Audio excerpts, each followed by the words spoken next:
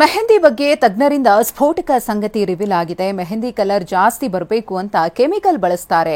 TV9ಗೆ ಚರ್ಮರೋಗ ತಜ್ಞ ಡಾಕ್ಟರ್ ಧ್ಯಾನಿಶ್ ಅವರು ಮಾಹಿತಿಯನ್ನ ಕೊಟ್ಟಿದ್ದಾರೆ. ಅಮೋನಿಯಾ ಪಿಪಿಟಸ್ ಕೆಮಿಕಲ್ ಮಿಕ್ಸ್ ಮಾಡ್ತಾರೆ. ಸಡನ್ ಕಲರ್ ಬರಲು ಅಮೋನಿಯಾ ಕೆಮಿಕಲ್ ಅನ್ನು ಬಳಸ್ತಾರೆ. ಇದರಿಂದ ಚರ್ಮದ ಕ್ಯಾನ್ಸರ್ ಬರುವ ಸಾಧ್ಯತೆ ಇದೆ. ಕೆಲವರು ತಲೆಗೂದಲಿಗೂ ಮೆಹಂದಿಯನ್ನ ಬಳಸ್ತಾರೆ. ಕೆಮಿಕಲ್ ಮೆಹಂದಿಯಿಂದ ತಲೆಗೂದಲು ಉದುರುತ್ತೆ. ಈ ಬಗ್ಗೆ ಮಾಹಿತಿಯನ್ನ ಕೊಟ್ಟಿರೋದು ಚರ್ಮರೋಗ ತಜ್ಞ ಡಾಕ್ಟರ್ ಧ್ಯಾನಿಶ್ ಅವರು.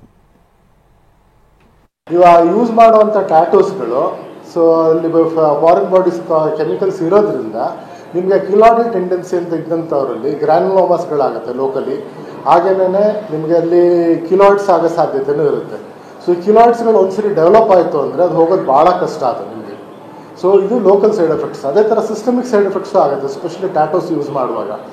ಏನಂದರೆ ನೀಡಲ್ ಪ್ರಿಕ್ ಮಾಡುವಾಗ ನಿಮಗೆ ಸ್ಟೆರಲ್ ಆಗಿಲ್ಲ ಅಂದರೆ ನೀವು ಬೇರೆ infections like HIV virus infection ಇರ್ಬೋದು, ಹೆಪಟೈಟಿಸ್ B ವೈರಸ್ ಇರ್ಬೋದು, ಹೆಪಟೈಟಿಸ್ C ವೈರಸಸ್ ಅಥವಾ ಹ್ಯೂಮನ್ ಪ್ಯಾಪಿಲೋಮಾ ವೈರಸ್ಸಿಂದ ವಾರ್ಡ್ಸ್ಗಳಾಗೋದು, ಇದೆಲ್ಲ ಭಾಳಷ್ಟು ಸಹಜವಾಗಿ ಕಾಣ್ತಾ ಇದ್ದೀವಿ ಆಫ್ ಲೈಟ್ ಅದನ್ನು.